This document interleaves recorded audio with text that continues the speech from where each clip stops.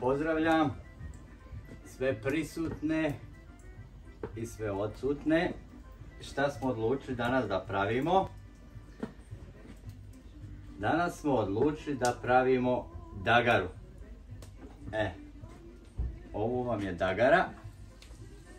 Tu stavite ulja, da se malo ulje zagrije. I tamo jednu tavu isto sa uljem da se zagrije. Zašto se to zove dagara? To se zove dagara zato što treba da se garenuje. Znači nećemo ni peći, ni dinstati, nego to će da se garenuje. Ja? Šta vam je potrebno za dagaru? Za dagaru vam je potrebno prije svega jedan rep. Jedan rep koji smo mi malo prekrili da se ne bi muhe skupljale. Ćemo to polako otkriti. Od ovog repa pravi se dagara. Od čega je ovaj rep? Ovo vam je rep od žirafe. Znači, potrebna nam je jedna žirafa da bi od nje dobili ovaj jedan rep i da bi mogli praviti dagaru da je garenujemo. Tako. Znači, možemo krenuti već sa pripremom. Nije, to je bila mala šala, nije ovo rep od žirafe, ovo je rep od teleta. Tako. Sad krećemo znači na pripremu. Ovo ćemo vam staviti malo. Tu smo pripremili luk. Ovo ćemo da sklonimo. Vamo na ovu stranu. Ovo je već znači spremno. Ulje i to sve. U dagaru idemo, stavljamo luk. Znači luka dosta, skoro kila luka. Koliko repova, toliko i luka. Tako, slobodno ćemo sve da stavimo. Da se taj luk dobro izdinsta. Tako.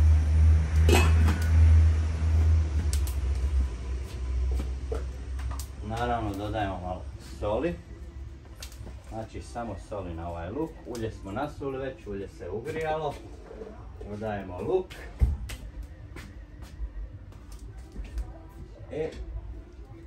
Malo ćemo da promiješamo dagaru. Da se taj luk izdinsta. Malo više smo luka stavili da se dinsta, zato što će nam poslije trebati 1/3 ovog luka za pire od riže koji pravimo. Znači pire od riže. Evo ovako izgleda, malo je vruće, moramo paziti. Rižu smo skuhali skoro do kraja, pustit ćemo još da se skuha i da je možemo poslije da pire napravimo od riže. Ali ovo je bitno, znači puno luka ovdje i to da se luk malo izdinsta ili izgarenuje. Tako. Dok se luk dinsta, ovdje smo pripremili znači ovu tavu, vruće ulje. I onda ćemo ove repove da stavljamo tamo u tavu i da ispržimo. Kad se repovi više od pola isprže u tavi, njih ćemo dodati vamo u ovu dagaru i pustiti 1-2 sata zajedno sa lukom da se garenuje. Tako.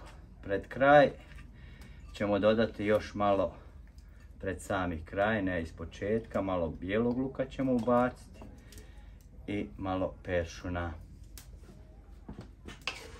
To je znači prvi dio. Ovo moramo sad da dobro izdinstamo.